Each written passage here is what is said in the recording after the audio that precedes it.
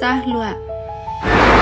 সৰি মই গ্ৰীণ টিয়ে খাওঁ তাকো এবাৰেই ৰাতিপুৱাই তুমি খোৱা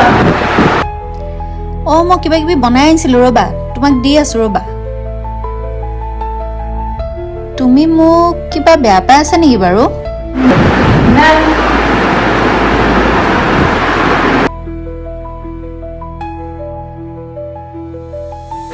নাই নাই মা একদম বেলেগ কোনোবা খোৱা নাই বুলিহে বেলেগ কোনোবা খোৱা বুলি এই ডাইভৰচিটিৰ লগত মোৰ ৰুম শ্বেয়াৰ কৰি নাথাকিলোহেঁতেন হয় মা দেখাটো অলপ অকণমান যেনে লাগে ভাত খাব হ'লে কি অকণমান ঠাণ্ডা দেখালেহেঁতেন এই এটি বিল্ডিঙত একেলগে থাকি মোৰ ৰেপুটেশ্যনটোহে বেয়া হ'ব আৰু তোমাৰ বয়ফ্ৰেণ্ড আছেনে? তোমাক কিয় এনেই সুধিছোঁ জাষ্ট।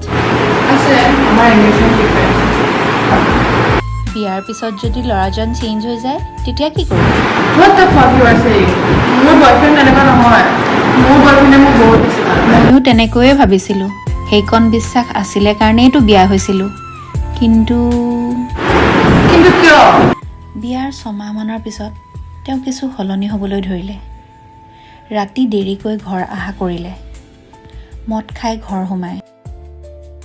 কিন্তু একো ৰিজন নোহোৱাকৈ তেনেকুৱা কৰিবনে ৰিজন নোহোৱা নহয়, তেওঁ লাইফত বেলেগ কোনোবা আহিলে মোৰ কোনো গুৰুত্ব নোহোৱা হ'ল। নিজৰ প্ৰাপ্যৰ সন্মানখিনি হেৰুৱাই মই তাত থাকিব লাগিছিল জানেই কোৱাচোন?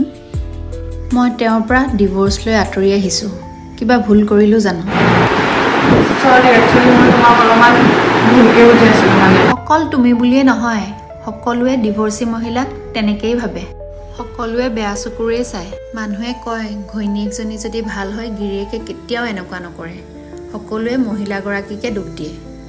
আমিয়েই যেতিয়া আমাৰ শত্ৰু হ'ম, যুঁজিম কাৰ বিৰুদ্ধে? কিয় বাৰু আমি সকলো কথাতে মহিলাকে আমোলিত ল'ব চেষ্টা কৰি থাকোঁ কাৰণ আমাৰ বিৰুদ্ধে থিয় হোৱা বেছিভাগ মানুহে হৈছে নাৰী। এতিয়াও তুমি যদি ভাবা মই তোমাৰ লগত থাকিলে তোমাৰ ৰেপুটেশ্যন বেয়া হ'ব, তোমাৰ সন্মান যাব, তেতিয়াহ'লে মই বেলেগ ৰুমেই চাই ল'ম আৰু দিয়া।